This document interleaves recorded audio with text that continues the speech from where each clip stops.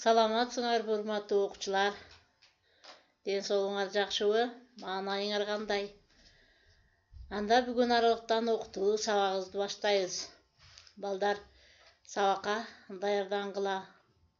Калем сап, дептериңерди даярдап отургула балдар. Анда аралыктан окутуу сабагыбызды баштайбыз. Кыргыз тили жана окуу 3-класс. Сабактын темасы үй жаныбарлары зоопаркта. Сабактын максаты окуучулар жаңы сөздөрдүн маанисин түшүнүшөт, ар кандай кырдаалда сүйлөшө алышат, үй жана жапайы жаныбарларды сактоо керектигин түшүнүшөт, өз алдынча сүрөт менен иштей алышат, сабакта берилген жаңы лексиканы турмушта колдоно алышат. Балдар, сүрөттү көрдүңөрбү? Сүрөт боюнча эстеп, көптүк санын айткылачы. Кана, биринчи эмне экен? Жылкы, уй, кой, эчки, мышык, ит. Эми балдар, буга көптүк санын айтабыз. Көптүк мүчө, лар мүчөсүн айтабыз балдар. Жылкылар, уйлар, иттер, мышыктар, эчкилер, койлор. Көптүк сан ушинтип айтат балдар. Силер да үйрөнүп алла. Бирок бир жылкы турса, жылкылар деп эч качан айтпайбыз. Эки же андан көп болсо көптүк санда айтылат балдар. Эки жылкыны жылкылар дейбиз, эки уйду уйлар деп айтабыз. Экинчи сүрөттө силер эмнени көрүп турасыңар балдар? Сүрөт боюнча сөздөрдү эстеп айткылачы. Ак аюу, керик, күрөң аюу, пил, карышкыр, сүлөөсүн, түлкү, булар эмнелер балдар?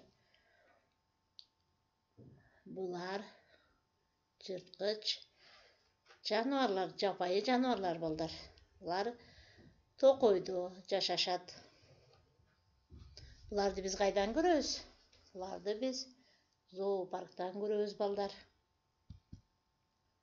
Текст окуп, айтып бергиле. Үй жаныбарлары. Үй жаныбарлары адамдын короосунда жашашат. Биз аларды багабыз, жем, чөп, суу беребиз. Жылкы жана эшек жүк ташыйт. Бээнин жана эчкинин сүтү ден соолукка пайдалуу. Уй сүт жана эт берет. Кой адамга эт, жүн, тери берет. Ит адамдын үйүн кайтарат. Үй жаныбарларынын пайдасы чоң. Балдар, үй жаныбарларын кантип багарыбызды жана кандай багылаарын билип алдыкпы? Анда текстти дагы окуп чыккыла балдар. Текстти окуйсуңар да балдар, суроолорго жооп бересиңер. Зоопаркта. Биз зоопаркка келдик. Ал шаардын четинде жайгашкан. Мында ар түрдүү жапайы жаныбарлар бар экен. Бул күрөң аюу, ал токойдо жашайт. Бул ак аюу, ал түндүктө жашайт. Мына арыстан, жолборус жана илбирис, алар жырткычтар.